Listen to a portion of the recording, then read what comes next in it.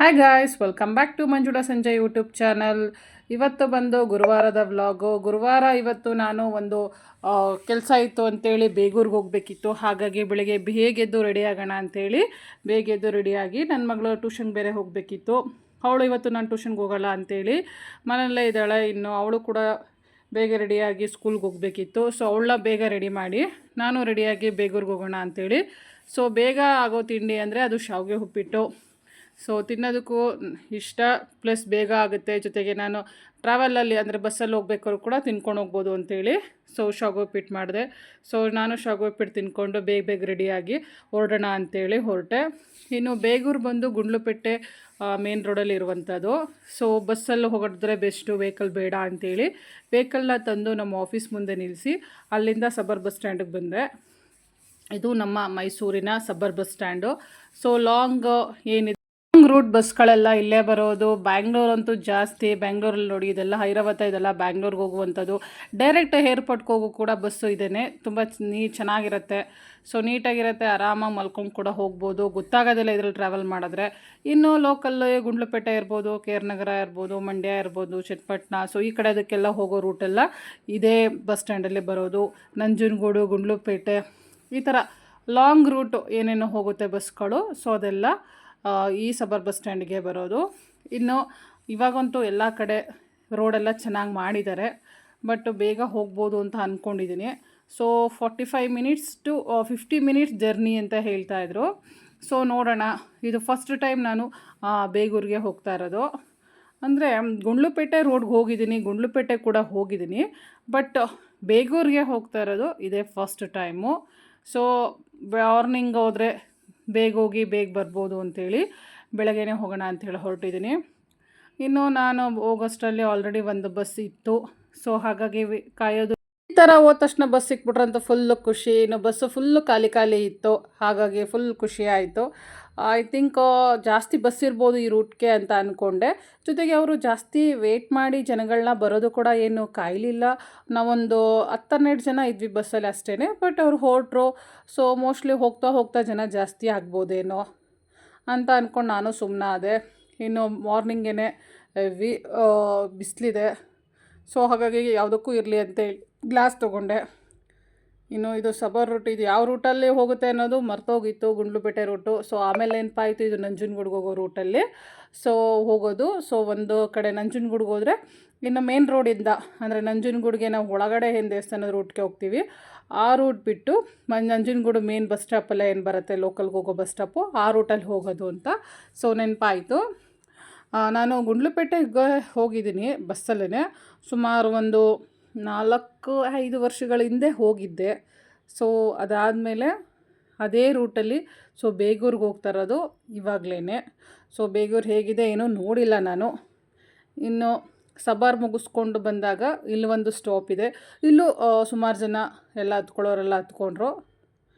ಇದು ಸಬರಿಂದ ಏನು ಹತ್ರನೇ, ವಾಕಬಲ್ ಡಿಸ್ಟೆನ್ಸು. ಕೆಲವರು ಏನೋ ಈ ವರ್ಕಿಗೆ ಹೋಗೋರು, ಇಲ್ಲಾಂದರೆ ಸಬ್ಬರಲ್ಲಿ ಯಾರಿಗೆ ಬಸ್ ಸಿಗಲ್ಲ, ಸೊ ಅಂಥವರು ಇಲ್ಲಿ ಕೂಡ ಹತ್ಕೊಂಡ್ರು. ಇಲ್ಲೊಂದು 7-8 ಜನ ಹತ್ಕೊಂಡ್ರು. ಇನ್ನು ಟಿಕೆಟ್ ನೋಡೋದಾದರೆ ಲೇಡೀಸ್ಗೆ ಬಸ್ಸು ಫ್ರೀ ಇದೆ. ಸೊ ಹಾಗಾಗಿ ಟಿಕೆಟ್ ಕೊಡ್ತಾರೆ, ಬಟ್ 0 ಅಂತ ಇರುತ್ತೆ ಅದರಲ್ಲಿ. ಈ ಒಂದು ಫ್ರೀ ಬಸ್ ಏನು ಮಾಡಿದ್ದಾರೆ, ಸೊ ಅವಾಗಿಂದ ನಾನು ಬಸ್ಸಲ್ಲಿ ಓಡಾಡಿರೋದು ಒಂದು 5-6 ಸಲ. ಫ್ರೀ ಬಸ್ ಮಾಡೋಕ್ಕಿಂತ ಮುಂಚೆ ನಾನು ಆಫೀಸ್ಗೆ ಬಸ್ಸಲ್ಲೇ ಬರ್ತಾಯಿದ್ದೆ. ಕಂಫರ್ಟಬಲ್ ಆಗಿರುತ್ತೆ, ಮನೆ ಮುಂದೆ ಬಸ್ ಬರುತ್ತೆ, ಆಫೀಸ್ ಮುಂದೆ ಬಸ್ ನಿಲ್ಲುತ್ತೆ ಅಂಥೇಳಿ. ಬಟ್ ಯಾವಾಗ ಈ ಫ್ರೀ ಬಸ್ ಮಾಡಿದ್ರು ಸೊ ಆವಾಗಲೇ ನಾನು 2 ವೀಲರಲ್ಲಿ ಆಫೀಸ್ ಬರೋದು ಸ್ಟಾರ್ಟ್ ಮಾಡಿದೆ. ಯಾಕಂದರೆ ಸ್ಟಾರ್ಟಿಂಗಲ್ಲಂತೂ ಬಸ್ಸು ಕಡಿಮೆ ಇತ್ತು, ಆ ಸ್ಟಾಪಲ್ಲಿ ಬಸ್ ನಿಲ್ಲಿಸ್ತಿರ್ಲಿಲ್ಲ, ಜೊತೆಗೆ ತುಂಬ ರಶ್ ಇರೋದು. ಸೊ ಅದಂತೂ ತುಂಬ ತಲೆನೋವಾಗ್ತಾಯಿತ್ತು. ಸೊ ಆವಾಗ ನಾನು 2 ವೀಲರಲ್ಲಿ ಆಫೀಸ್ ಬರೋದು ಸ್ಟಾರ್ಟ್ ಆಗಿದ್ದು. ಸೊ ಆವಾಗಿಂದ ರೆಗ್ಯುಲರಾಗಿ ನಾನು 2 ವೀಲರಲ್ಲೇ ಬರೋದು. ಸೊ ಬಸ್ಸಲ್ಲಿ ತುಂಬ ತುಂಬ ತುಂಬ ಕಡಿಮೆ ಅಂದರೆ ನಾನು ಒಂದು 5-6 ಸಲ ಈ ಫ್ರೀ ಟಿಕೆಟ್ ಅಂತ ಯಾವಾಗ ಮಾಡಿದ್ದಾರೆ ಆವಾಗಿಂದ ಒಂದು ಬಸ್ಸಲ್ಲಿ ಓಡಾಡಿರೋದು. ಇನ್ನು ಲಾಂಗ್ ರೂಟ್ ಅಂತ ಬಂದರೆ ಲಾಂಗ್ ರೂಟ್ ನಾನು ಎಲ್ಲೂ ಹೋಗೇ ಇಲ್ಲ. ಚಾಮುಂಡಿ ಬೆಟ್ಟನೇ ಲಾಂಗ್ ರೂಟು. ಅದನ್ನು ಬಿಟ್ಟು ಇವಾಗಲೇ ಲಾಂಗ್ ರೂಟ್ಗೆ ನಾನು ಫ್ರೀ ಬಸ್ಸು ಏನು ಫ್ರೀ 0 ಟಿಕೆಟ್ ಇದೆ ಅದರಲ್ಲಿ ಹೋಗ್ತಾ ಇರೋದು. ಇನ್ನು ಲಾಸ್ಟ್ ಟೈಮ್ ನಾನು ಧರ್ಮಸ್ಥಳಕ್ಕೆ ಹೋಗಿದ್ದಾಗ ಫಸ್ಟು ಸುಬ್ರಹ್ಮಣ್ಯ ಹೋಗಿದ್ದು ಟ್ರೈನಲ್ಲಿ. ಸುಬ್ರಹ್ಮಣ್ಯದಿಂದ ಧರ್ಮಸ್ಥಳದ ಬರೋದಕ್ಕೆ ಕೂಡ ನಾನು ಫ್ರೀ ಟಿಕೆಟ್ ತೊಗೊಂಡಿದ್ದು. ಅಲ್ಲೊಂದೆರಡು ಸಲ ಹೋಗೋ ಬರೋದಕ್ಕೆ ಯೂಸ್ ಆಯಿತು. ಅದಾದಮೇಲೆ ಚಾಮುಂಡಿ ಬೆಟ್ಟಕ್ಕೆ ಒಂದೆರಡು ಸಲ ಹೋಗಿದ್ದೀನಿ. ಇನ್ನು ಲೋಕಲಿ ನಾನು ಎಲ್ಲೂ ಬಸ್ಸಲ್ಲಂತೂ ಹೋಗೇ ಇಲ್ಲ. ಅದೆಲ್ಲ ಬಿಟ್ಟರೆ ನಾನು ಇವತ್ತೇ ಈ ಫ್ರೀ ಬಸ್ಸಲ್ಲಿ ಫ್ರೀ ಟಿಕೆಟ್ 0 ಟಿಕೆಟ್ ತೊಗೊಂಡು ಹೋಗ್ತಾ ಇರೋದು. ಸೊ ಇದು ಬಂದು ಇನ್ನು ನಂಜನಗೂಡು ರೂಟ್ ಆದ್ದರಿಂದ ಅಲ್ಲಿವರೆಗೂ ರೂಟ್ ನಾನು ನೋಡಿದ್ದೀನಿ, ಚೆನ್ನಾಗೇ ಇದೆ ರೋಡು, ಏನೂ ತಲೆನೋವಿರಲ್ಲ. ಸೊ ಆರಾಮಾಗಿ ಹೋಗ್ಬೋದು. ಸೊ ಸಿಟಿ ಸ್ವಲ್ಪ ಸರೌಂಡಿಂಗು ಬರೋವರೆಗೂ ಕಷ್ಟ, ಬಂದಮೇಲೆ ಈಸಿ. ನೋಡಿ ಆಲ್ರೆಡಿ ಕಣ್ಬಿಡೋಷ್ಟರಲ್ಲಿ ಜಸ್ಟ್ 20-25 ಮಿನಿಟ್ಸ್ಗೆ ಆಲ್ರೆಡಿ ನಂಜನಗೂಡಲ್ಲಿದ್ದೀವಿ. ಇದು ನಂಜನಗೂಡು ಮೇನ್, ಅಂದರೆ ಒಳಗಡೆ ಊರೊಳಗಡೆ ಹೋಗೋದಕ್ಕೆ ಇದೇ ಮೇನ್ ರೋಡು. ಸೊ ಇಲ್ಲಿವರೆಗೂ ಬಂದಿದ್ದೀವಿ. ಇನ್ನು ಇಲ್ಲಿಂದ ಮುಂದೆ ಸ್ವಲ್ಪ ರೋಡೆಲ್ಲ ಇನ್ನೂ ದೊಡ್ಡದಾಗಿ ಮಾಡ್ತಾ ಇದ್ದಾರೆ. ಐ ಥಿಂಕ್ ಡಬಲ್ ರೋಡ್ ಮಾಡ್ತಾ ಇದ್ದಾರೆ ಅನಿಸುತ್ತೆ. ಇದೆಲ್ಲ ಪೂರ್ತಿ ಸುಮಾರು ಉದ್ದ ಇನ್ನೂ ರೋಡ್ ಮಾಡ್ತಾ ಇದ್ದಾರೆ. ಅಂದ್ರ ಪಕ್ಕದಲ್ಲಿ ಚೆನ್ನಾಗಿದೆ ರೋಡು, ಏನು ಆ ಥರ ಗಜಿಬಿಜಿ ಅಂತ ಏನು ಅನ್ನಿಸ್ಲಿಲ್ಲ ನನಗೆ, ಕಂಫರ್ಟಬಲ್ ಆಗಿತ್ತು. ಬಟ್ ಬಸ್ಸಲ್ಲಿ ತುಂಬ ದಿನಗಳಾದಮೇಲೆ ಅದು ಲಾಂಗ್ ರೂಟಲ್ಲಿ ಬಂದಿರೋದ್ರಿಂದ ತಲೆನೋವು ಸ್ಟಾರ್ಟ್ ಆಯ್ತು ನನಗೆ. ಬಟ್ ಗ್ಲಾಸು ಯೂಸ್ ಮಾಡಿದ್ದೆ, ಸೊ ಹಾಗಾಗಿ ಏನು ತಲೆನೋವಿಲ್ಲ. ಅಂತೂ ಇಂತೂ ಬೇಗೂರಿಗೆ ಬಂದ್ವಿ. ಇದು ಬೇಗೂರು ಬಸ್ ಸ್ಟಾಪು. 50 ಮಿನಿಟ್ಸ್ ಒಳಗೆ ಬಂದ್ವಿ. ನಂಜನಗೂಡು ಬರೋವರೆಗೂ, ಅಂದರೆ ಸಿಟಿ ದಾಟಿ ನಾವು ಜೆ ಪಿ ನಗರದಿಂದ ಏನು ಮೇನ್ ರೋಡು ಸಿಗ್ನಲ್ಸ್ ಎಲ್ಲ ಬರುತ್ತಲ್ಲ ಅದ್ರವರೆಗೂ ಅಲ್ಲೇ 15 ಮಿನಿಟ್ಸ್ ಆಗೋಯ್ತು. ಅದಾದಮೇಲೆ ಮೇನ್ ರೋಡ್ ಚೆನ್ನಾಗಿದೆ, ಸೊ ಬಂದಿದ್ದೇ ಗೊತ್ತಾಗಲಿಲ್ಲ. ಇನ್ನು ಬೇಗೂರು, ಇಲ್ಲೂ ಕೂಡ ಬಸ್ ಸ್ಟಾಪ್ ಇದೆ. ಇನ್ನು ಇಲ್ಲಿ ಸ್ಟಾಪ್ ಕೊಟ್ಟು ಒಂದು 10 ನಿಮಿಷ ನೆಕ್ಸ್ಟ್ ಇಲ್ಲಿಂದ ಗುಂಡ್ಲುಪೇಟೆಗೆ ಹೋಗ್ತಾರಂತೆ. ಇನ್ನು ನಮಗೆ ಬೇಕಾಗಿದ್ದು ಬೇಗೂರು, ಸೊ ಬೇಗೂರಲ್ಲಿ ಬಂದೆ. ಇನ್ನು ಬೇಗೂರಲ್ಲಿ ನಾನು ನೋಡೋಕ್ಕೆ ಬಂದಿದ್ದು ಪಲ್ಲವಿ ಅವ್ರ ಮನೆ. ಸೊ ಇದು ಅವ್ರ ಮನೆ, ಇದು ಮೇನ್ ರೋಡಲ್ಲೇ ಇದೆ. ಚಿಕ್ಕದಾಗಿ ಪುಟ್ಟದಾಗಿ ಅವ್ರಿಗೆ ಹೇಗೆ ಬೇಕೋ ಅವರೇ ಕಟ್ಟಿಸ್ಕೊಂಡಿದ್ದಾರಂತೆ. ಇನ್ನೂ ಒಂದು ನೆಕ್ಸ್ಟ್ ಇನ್ನೊಂದು ಸೈಟ್ ಇದೆ, ಅಲ್ಲಿ ಕಟ್ಟಬೇಕು ಅಂತ ಪ್ಲ್ಯಾನಿಂಗ್ ಇದೆ ಅಂತ ಹೇಳ್ತಾಯಿದ್ರು. ಸೊ ನೆಕ್ಸ್ಟ್ ಏನಾದರೂ ನಾವು ಇಲ್ಲಿಗೆ ಬಂದರೆ ಹೊಸ ಮನೆ ಕಟ್ಟಿರ್ತಾರೆ. ಇನ್ನು ಅಲ್ಲೇ ಚಪಾತಿ ಮತ್ತು ಪಲ್ಯ ಮಾಡಿದರು, ಸಖತ್ತಾಗಿತ್ತು. ತಿಂದ್ಕೊಂಡು ಅದಾದಮೇಲೆ ಇನ್ನು ಅವ್ರ ಸಿಸ್ಟರ್ ಮನೆಗೆ ಹೋದ್ವಿ. ಅವ್ರ ಸಿಸ್ಟರ್ನು ಮಾತಾಡಿಸ್ಕೊಂಡು ಅಲ್ಲಿಂದ ಅಲ್ಲಿ ಕಾಫಿ ಟೀ ಎಲ್ಲ ಕುಡ್ಕೊಂಡು ಸುಮಾರು ಹೊತ್ತು ಅಲ್ಲೊಂದು ಅರ್ಧ ಗಂಟೆ ಇದ್ವಿ. ಅವರ ಹಸ್ಬೆಂಡ್ ಬಂದು ಅಲ್ಲಿ ಗ್ರಾಮ ಪಂಚಾಯತ್ ಸದಸ್ಯರಂತೆ. ಸೊ ಅವರು ಯಾವುದೋ ಮೀಟಿಂಗ್ ಅಂತ ಹೋಗಿದ್ರು. ಸೊ ಹಾಗಾಗಿ ವೇಟ್ ಮಾಡಿ ಅವ್ರನ್ನ ಮಾತಾಡಿಸ್ಕೊಂಡು ನಮ್ಮೆಲ್ಲ ಕೆಲಸ ಮುಗಿಸ್ಕೊಂಡು ಎಗೇನ್ ನಾನು ಮಧ್ಯಾಹ್ನ ಆಯಿತು ವಾಪಸ್ ಮೈಸೂರಿಗೆ ಬರೋಷ್ಟರಲ್ಲಿ. ಬರಬೇಕಾದ್ರಂತೂ ತುಂಬ ಬಿಸಿಲಿತ್ತು ಅಂತ ಅನ್ನಿಸ್ತು. ಹಾಗಾಗಿ ಅಲ್ಲೇ ನನಗೆ ನಂದಿನಿ ಬೂತಿತ್ತು ಅಂತೇಳಿ 2 ಜ್ಯೂಸ್ ಬಾಟ್ಲು ತೊಗೊಂಡು ಬಂದೆ. ಸೊ ಒಂದು ಲಸ್ಸಿ ಮತ್ತು ಒಂದು ಜ್ಯೂಸ್ ಬಾಟ್ಲು ಎರಡೂ ಸಖತ್ತಾಗಿತ್ತು. ಕುಡ್ಕೊಂಡು ಆರಾಮಾಗಿ ಹೊರಟ್ವಿ. ಅಲ್ಲಿಂದ ಒಂದು 15 ಮಿನಿಟ್ಸ್ಗೆಲ್ಲ ನಾವು ಇದು ನಂಜನಗೂಡಿಗೆ ಬಂದುಬಿಟ್ವಿ. Nanjangud already main road. So road ತುಂಬ ಚೆನ್ನಾಗಿದೆ, ಚೆನ್ನಾಗಿ ಮಾಡಿದ್ದಾರೆ. ಇನ್ನು ನೆಕ್ಸ್ಟ್ ಡಬಲ್ ರೋಡ್ ಕೂಡ ಆಗುತ್ತೆ ಅಂತ ಹೇಳ್ತಾಯಿದ್ರು. ನೋಡಿ ಸಖತ್ತಾಗಿದೆ ರೋಡು, ರಶ್ ಇದೆ ಇಲ್ಲೆಲ್ಲ ಸ್ವಲ್ಪ ರೋಡು. ಇನ್ನು ನೆಕ್ಸ್ಟು ರೋಡೆಲ್ಲ ಮಾಡ್ತಾ ಇರೋದು 3 ವೇ ರೋಡ್ ಆಗುತ್ತೆ. ಒಂದು ಡೈರೆಕ್ಟ್ ನಂಜನಗೂಡು ದೇವಸ್ಥಾನದ ಹತ್ರ, ಒಂದು ಡೈರೆಕ್ಟ್ ಮೈಸೂರು, ಇನ್ನೊಂದು ನಗರಕ್ಕೆ ಹೋಗುತ್ತೆ ಅಂತ ಹೇಳ್ತಾಯಿದ್ರು. ಸೊ ಡೈರೆಕ್ಟ್ ಆ ಥರ 3 ರೋಡ್ ಮಾಡ್ತಾ ಇದ್ದಾರೆ ಅಂತ. ಸೊ ಅದರದ್ದೇ ಕೆಲಸಗಳು ನಡೀತಾ ಇದೆಯಂತೆ. ಇನ್ನು ಹೋಗ್ಬೇಕಾದ್ರೆ 15 ಮಿನಿಟ್ಸ್ ಆಯಿತು. ಇನ್ನು ಬರಬೇಕಾದ್ರೆ ನನಗೊಂದಷ್ಟು ಕಾಲ್ಸ್ಗಳು ಬರ್ತಾಯಿತ್ತು. ಅದು ಇದು ಅಂತ ಮಾತಾಡೋಷ್ಟರಲ್ಲಿ ನಾನು ಆಲ್ರೆಡಿ ಮೈಸೂರಿಗೆ ಬಂದೆ. ನೋಡಿ ಮೈಸೂರ್ದು ಆಲ್ರೆಡಿ ಬಂಡಿಮಳ್ಳೆದು ಸಿಗ್ನಲ್ ಇದು. ಬಂಡಿಪಾಳ್ಯ ಬಂದರೆ ಮೈಸೂರು ಬಂದಂಗೆ. ಸೊ ಇಲ್ಲಿಂದ ನೋಡಿ ಚಾಮುಂಡಿ ಬೆಟ್ಟ ಎಷ್ಟು ಚೆನ್ನಾಗಿ ಕಾಣಿಸ್ತಿದೆ ಅಂತ. ಇನ್ನು ಅಲ್ಲಿಂದ ಬಂದು ಬಿಸಿ ಬಿಸಿ ಬಾತ್ ತಿನ್ನೋಣ ಅಂಥೇಳಿ, ಇದು ನಮ್ಮ ಆಫೀಸ್ ಎದುರುಗಡೆ ವಿನಾಯಕ ಒಂದು ಟಿಫಾನಿಸ್ ಇದೆ, ಅದ್ರ ಪಕ್ಕದಲ್ಲಿ ಈವ್ನಿಂಗ್ ಟೈಮ್ ಮಾಡುವಂಥದ್ದು ಅಷ್ಟೇ ಇದು. ಬಿಸಿ ಬಿಸಿ ಬಾತು ಸಖತ್ತಾಗಿತ್ತು.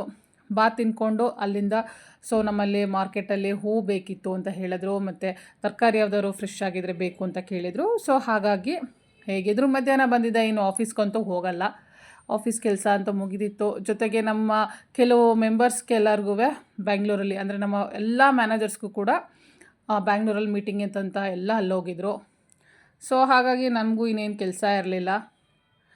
3 ಗಂಟೆ 4 ಗಂಟೆ ಹಾಗೆ ಹೋಗಿತ್ತು. ಇನ್ನೇನು ಆಫೀಸ್ಗೆ ಹೋಗೋದು ಅಂಥೇಳಿ ನಾನು ಮನೆಗೆ ಹೊರಡೋಣ ಅಂಥೇಳಿ ಹೊರಟೆ. ಅಷ್ಟರಲ್ಲಿ ಕಾಲ್ ಬಂದಿರೋದ್ರಿಂದ ಒಂದು ರೌಂಡು ಸಿಟಿಗೂ ಕೂಡ ಬಂದೆ. ತರಕಾರಿಗಳಂತೂ ತುಂಬ ಫ್ರೆಶ್ ಆಗಿ ಸಖತ್ತಾಗಿದೆ. ಇನ್ನು ಹೂ ನೋಡೋದಾದರೆ ಹೂವು ಚೆನ್ನಾಗಿದೆ, ಬಟ್ ಸ್ವಲ್ಪ ರೈಟ್ ಇದೆ, ಬೆಲೆ ಜಾಸ್ತಿ ಇದೆ. ಈ ಸಲ ಅಂತೂ ಕಾಕಡ ಹೂವು ಆಗಲಿ ಮಲ್ಲಿಗೆ ಆಗಲಿ ಬಿಡಿ ಹೂವು ತೊಗೊಳೋದಕ್ಕೆ ಆಗಿಲ್ಲ, ಯಾಕೆಂದರೆ ತುಂಬ ರೈಟ್ ಇದೆ. ಸುಮ್ಮನೆ ನಾವು ಮನೆಯಲ್ಲಿ ಅದನ್ನು ತಂದು ಕಟ್ಟಿ ಸೊ ದೇವ್ರಿಗೆ ಹಾಕೋದು ಚೆನ್ನಾಗಿರಲ್ಲ. ಸ್ವಲ್ಪ ಕಡಿಮೆ ರೇಟ್ ಆದರೆ ನಾವು ಜಾಸ್ತಿ ಹೂವನ್ನ ತೊಗೊಂಡೋಗ್ಬೋದು ಮನೇಲಿ. ಅದು ದೇವ್ರಿಗೆ ತುಂಬ ಹಾಕಿದ್ರೆ ಚೆನ್ನಾಗಿರುತ್ತೆ. ಸೊ ಈ ಹೂವನ್ನ ಕಟ್ಟಿ ಹಾಕೋ ಬದಲು ಸಾಮಂತಿಗೆ ರೋಸೇ ತುಂಬ ಚೆನ್ನಾಗಿ ಕಾಣಿಸುತ್ತೆ. ಕಡಿಮೆ ರೇಟ್ ಇದ್ದಾಗ ತೊಗೊಬಿಟ್ರೆ ನಾನೊಂದು ಅರ್ಧ ಕೆ ಜಿ ಹೂವು ತೊಗೊಂಡ್ರೆ ನಮಗೊಂದು 10 ಡೇಸ್ ಚೆನ್ನಾಗಾಗುತ್ತೆ. ಒಂದು ಅರ್ಧ ಕೆ ಜಿ ಸಾಮಂತಿಗೆ, ಒಂದು 1/4 ಕೆ ಜಿ ಪುಟ್ಟು ರೋಸು. ಸೊ ಕಾಂಬಿನೇಷನ್ ಸಖತ್ತಾಗಿರುತ್ತೆ. ಸೊ ನನಗೆ ಹೂ ಕಟ್ಟಿ ಹಾಕೋದ್ರೆ ಅದು ಜಾಸ್ತಿ ಹಾಕಬೇಕು ಅಂತ ಅನಿಸುತ್ತೆ. ಬಟ್ ಇದು ರೋಸು ಮತ್ತು ಸಾಮಂತಿಗೆ ಆದರೆ ಒಂದೊಂದು 2 ಮುಡಿಸಿದ್ರೆ ಕಲರ್ಫುಲ್ಲಾಗಿ ಚೆನ್ನಾಗಿ ಕಾಣಿಸುತ್ತೆ. ಇನ್ನು ಮುಂದೆ ನೋಡೋದಾದರೆ ನೋಡಿ, ಕಲರ್ಫುಲ್ಲಾಗಿ ಎಲ್ಲ ಥರ ಹೂವಲ್ಲಿ ಇವಾಗ ಹಾರಗಳನ್ನ ಮಾಡ್ತಾಯಿದ್ದಾರೆ. ಹಾರಗಳು ನೋಡೋಕ್ಕಂತೂ ತುಂಬಾ ಖುಷಿ. ಮೊದಲು ಇಷ್ಟೊಂದು ಹಾರಗಳು ಇಲ್ಲಿ ಮಾಡ್ತಿರಲಿಲ್ಲ. ಕೆಲವೊಂದು 2-3 ಅಂಗಡಿಗಳಲ್ಲಿ ಮಾತ್ರ ಮಾಡ್ತಾಯಿದ್ರು, ಇಲ್ಲಾಂದರೆ ಆರ್ಡ್ರ್ ಕೊಟ್ಟಾಗ ಮಾತ್ರ ಮಾಡೋದನ್ನು ನಾನು ನೋಡ್ತಿದ್ದೆ. ಬಟ್ ಈಗ ನೋಡಿ ಎಷ್ಟು ದೊಡ್ಡ ಹಾರಗಳು ಎಷ್ಟು ಚೆನ್ನಾಗಿ ಮಾಡಿದ್ದಾರೆ ಅಂದರೆ ನೋಡೋದಕ್ಕೆ ತುಂಬ ಖುಷಿಯಾಗುತ್ತೆ. ಅದರಲ್ಲೂ ಲೋಟೋಸಿಂದ ಅಂದರೆ ಕಮಲ ಹೂವಿಂದ ಮಾಡಿರ್ತಾರೆ. Pink colour, white colour. Pink colour ಹಾರಗಳಂತೂ ಸಖತ್ತಾಗಿರುತ್ತೆ. ಇನ್ನು ರೋಸ್ ಹಾರದು ಇನ್ನು ಕಾಮನ್ನು. ಆ್ಯಕ್ಚುಲಿ ಇವೆಲ್ಲ ಆರ್ಡ್ರ್ ಕೊಟ್ಟಿರೋದು ಅನಿಸುತ್ತೆ. ಸೊ ತುಂಬಾ ದೊಡ್ಡದಾಗಿ ಮಾಡಿದ್ದಾರೆ.